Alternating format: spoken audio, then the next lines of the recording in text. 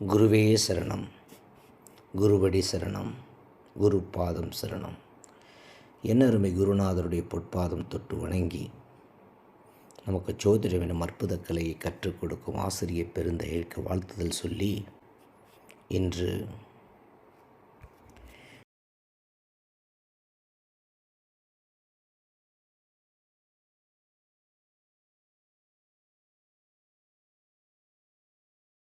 அனைவருக்கும் காலை வணக்கம். என் அன்பு சகோதர சகோதரிகளே, நான் உங்கள் ALPCR முத்து கோவையிலிருந்து பேசுகிறேன். அனுபவங்கள் 1000 என்ற தலைப்பில் உங்களிடத்தில் இப்போது ஒரு செய்தியை பகிர்ந்து கொள்ள வந்திருக்கிறேன். வறுமை எப்போது நீங்கும், அதிர்ஷ்டம் எப்போது வரும் என்ற ஒரு கேள்வியை கேட்டிருக்கிறீர்கள். ஒருவருடைய ஜாதகத்தில் 2ஆம் அதிபதியும் 11ஆம் அதிபதியும் சேர்ந்திருந்தால் அவர்களுக்கு நிச்சயம் அதிர்ஷ்டம் ஒரு நாள் உண்டு. அதனுடைய திசா புத்திகள் வருகிற போது, கோச்சாரத்தில் அவை இயக்கப்படுகிற போது, தனகாரகன் தனாதிபதி என்று சொல்லுகிற 2ஆம் அதிபதியும் யோகாதிபதி என்று சொல்லுகிற 11ஆம் அதிபதியும் இருவரும் சேர்ந்திருந்தால் நிச்சயம் அவர்களுக்கு ஒரு யோகம், ஒரு அதிர்ஷ்டம் உண்டு. அது மாத்திரமல்ல, 2ஆம் வீடு என்று சொல்லுகிற அந்த வீட்டிலே சனி பகவான் இருந்தாலும் அவர்களுக்கு செல்வம் உண்டு. மேலும் 2ஆம் வீட்டில் ஒரு நீச கிரகம் இருந்தால் கூட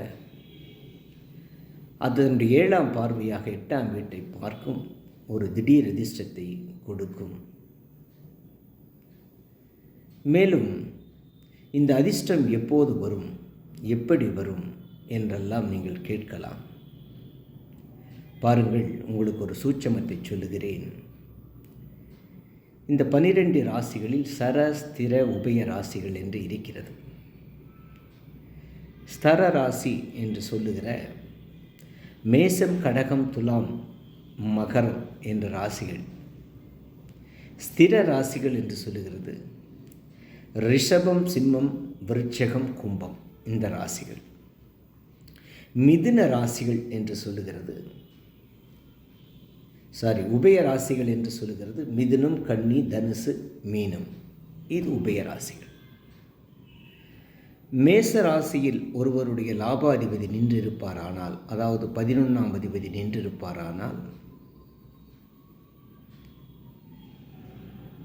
அது சரராசி எனப்படும். அது நித்தம் அவர்களுக்கு மேசத்திலோ, கடகத்திலோ, துலாத்திலோ, மகரத்திலோ அவருடைய 11ஆம் அதிபதி நின்றிருந்தால் அது டெய்லி ரொட்டேஷன், நித்தம் அவர்களுக்கு பணவரவு உண்டு. சோதித்து பாருங்கள். அவர்களுடைய 11ஆம் அதிபதி என்று சொல்லுகிற லாபாதிபதி ரிஷபம், சிம்மம், விருட்சகம், கும்பம் என்கிற ஸ்திர ராசிகளில் நின்றிருப்பாரானால் மந்த்லி ஒன்ஸ், மாதம் ஒரு முறை அவர்களுக்கு அந்த லாபத்தை கொடுக்கும்.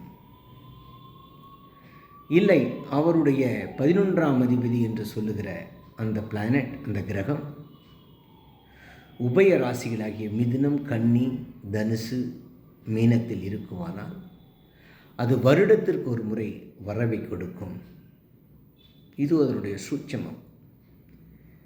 உங்களுடைய 2ஆம் அதிபதி 11ஆம் அதிபதி எங்கு இணைந்திருக்கிறார் என்று பாருங்கள். அது என்ன ராசி என்று பாருங்கள். அதை வைத்து உங்களுக்கு வரவு எப்போது வரும் என்பதை நீங்கள் அறிந்து கொள்ளலாம்.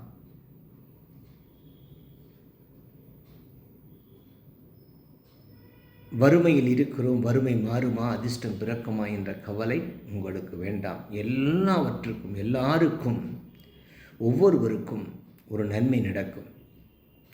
அது அவர்களுடைய எண்ணங்களின் படியாக நடக்கும். எண்ணம் சிறியதாக இருந்தால் சிறியது, எண்ணம் பெரியதாக இருந்தால் பெரிய தொகை நிச்சயம் கிடைக்கும். எண்ணி துணிக கருமம், துணிந்தபின் எண்ணுவதென்பது இழுக்கு. நன்றி, வணக்கம். வாழ்க வளமுடன். குருவே சரணம்.